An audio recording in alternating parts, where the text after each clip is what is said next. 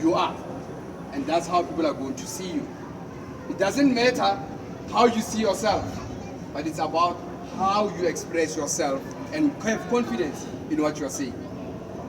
I've been introduced, yes, I am Manu Machava. Some people in my legal fraternity, they call me some prostitute. No, I'm sorry, a prostitute. Somebody used to call me a prostitute. Yes, and yeah, the nature of my job, they say I'm a manager. And I refuse to be called a manager. And the only reason I refuse to be called a manager is because I don't manage people. Objects are the stuff that you can manage.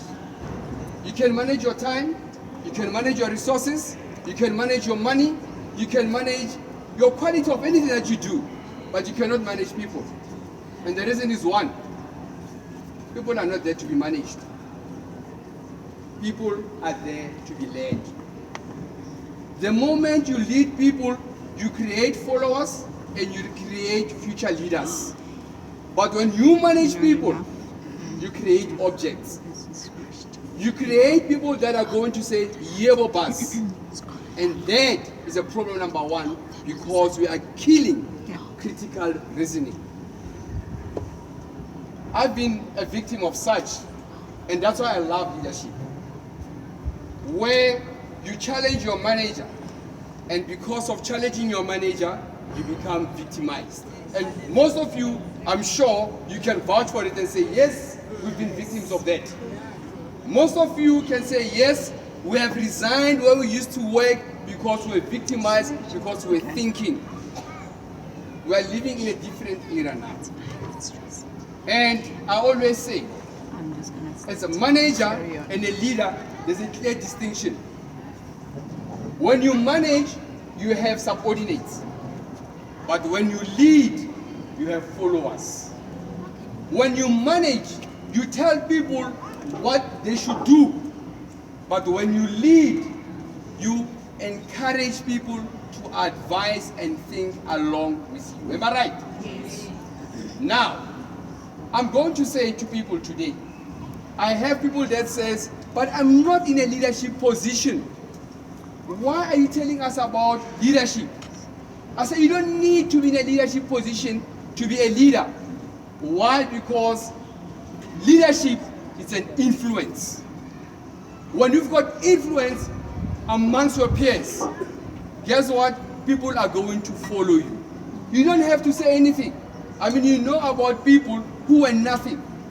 But because of their influence, because of their power, they have followership. I can give you a very simple example. The Honorable Mandela. He was a nobody when he was in prison. But when he came out, how many people are following him even today? We've got plenty of people. That shows that you don't need to be somebody to be a leader.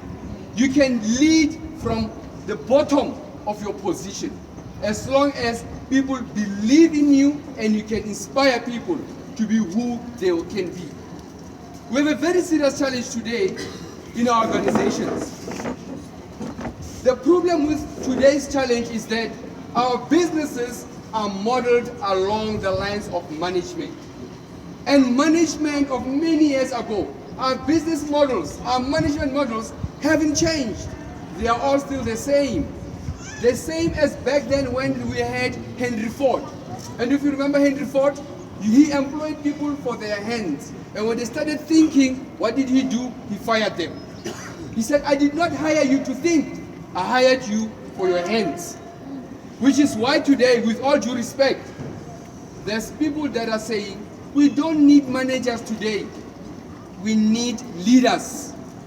It's only when we start having leaders that we're going to see progress, we're going to see development in organizations. But it's all not doom and gloom. But what I'm saying in a nutshell is, people are employed not for their hands, as back then, but people are employed for their thoughts.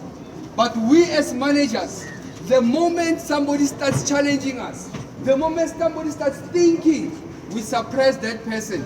And what we do, we give that person a dull responsibility where his thoughts are not going to be used. And it doesn't just end there. We are killing that person. We are killing the future. And the worst part is, and I'm sure most of you will vouch for it, when a man or a woman is not happy at work, it goes down home. It's the family that suffers. Because you are not happy, you come with the stress, you take it home. And when you take it home, nobody listens to you, and you take it, unfortunately, on your kids, and it also results, unfortunately, in our high divorce rates. So it all starts where we are with our so-called managers. But in a nutshell, all I'm going to say is there's a huge room of improvement, but it all starts with two things: listening and communication. Unfortunately, we as managers, if there's one skill we don't have, it's a listening skill. And listening is not just listening, it's paying full attention to what the person is saying without interruption. It's trying to understand why the person is saying what he's saying. It's also saying, I am with you. It's got some element of empathy inside. But that is one thing that we need. And most importantly, we need to encourage people to communicate. We need to say, when you have a problem, please come forward, let's talk about it. If you've got a new idea, come forward, challenge me.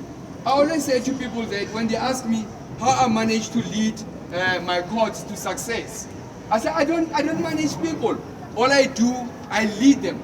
I have meetings with them and I say, guys, you must tell me what is the best solution. I cannot be your thinking tank. We hired you guys to think and not to listen to what I'm saying.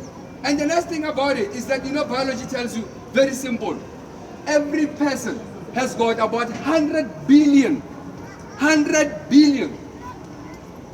neurons to help you think, and which are connected by dendrites. And guess what? When you've got 20 people that you're managing, you want to think alone. You are taking away the other 100,000 billions, which was going to help you to think. So what I'm saying to you today is, use those thinking tanks to help you think, and only through them can you be a better person. And thank you very much.